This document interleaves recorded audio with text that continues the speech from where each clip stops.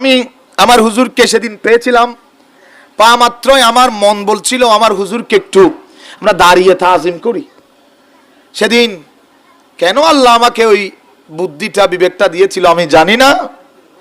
আমি যখন হুজুরকে, আমরা সবাই আপনারা অনেকে এটা রাজসাক্ষী, অনেকেই জানেন, আমরা যখন হুজুরকে দাঁড়িয়ে তাজিম করেছিলাম, হুজুর আনন্দে চোখের পানি ছেড়ে দিয়ে এখান থেকে কেঁদেছি। আমার হুজুর আল্লামা হাফেজ রুহুল আমিন আল কাদেরী বুঝিয়ে দিয়েছে, তোমরা টাকার পিছনে দৌড়ে দৌড়ে টাকা পকেটে নিয়েছো, আমি মুস্তাফার প্রেমের পিছনে দৌড়ে দৌড়ে আমার নবীকে আমার করে নিয়েছি, সারা দুনিয়ার আশিক রাসূলকেও আমি আমার করে নিয়েছি। সুবহানাল্লাহ।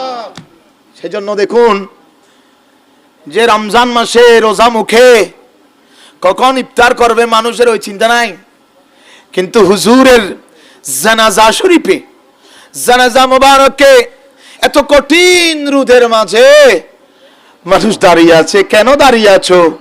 বলে দাঁড়িয়ে থাকবো না কেন, আমরা তো আজকে জানাজা পড়তে এসেছি হুজুর রুহুল আমিন আল কাদেরী লাভের জন্য নয়, বরং যারা জানাজা পড়তে এসেছে তারা নিজেদের লাভের জন্য। এই মঞ্চ থেকে ওই মহান ব্যক্তিকে স্মরণ করতে চাই।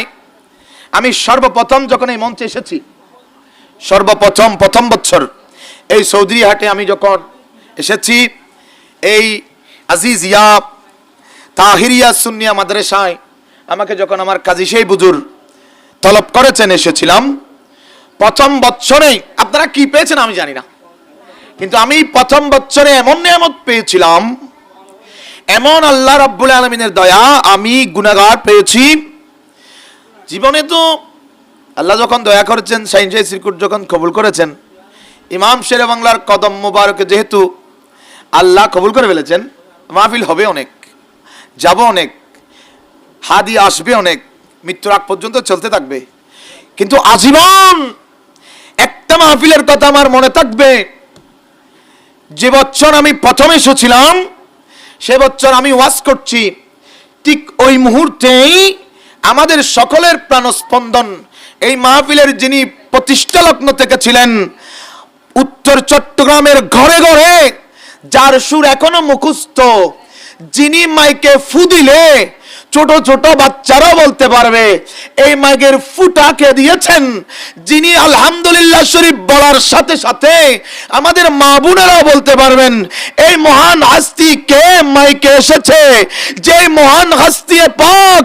আমরা এখন এমন অবস্থা হয়ে গিয়েছে 50,000 টাকা অগ্রিম না হলে মাহফিলে যাই না, আমরা এখন 30,000 টাকা অগ্রিম না দিলে স্টেজে উঠি না, আমরা এখন মাহফিলের সম্পূর্ণ টাকা অ্যাডভান্স না দিলে মাহফিলে যাই না।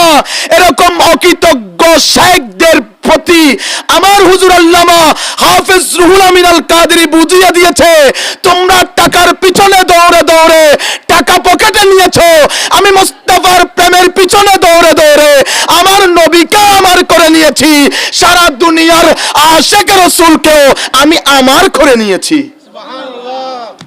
সেজন্য দেখুন যে রমজান মাসে রোজা মুখে কখন ইফতার করবে মানুষের ওই চিন্তা নাই, কিন্তু হুজুরের জানাজা শরীফে, জানাজা মোবারকে এত কঠিন রোদের মাঝে মানুষ দাঁড়িয়ে আছে। কেন দাঁড়িয়ে আছো?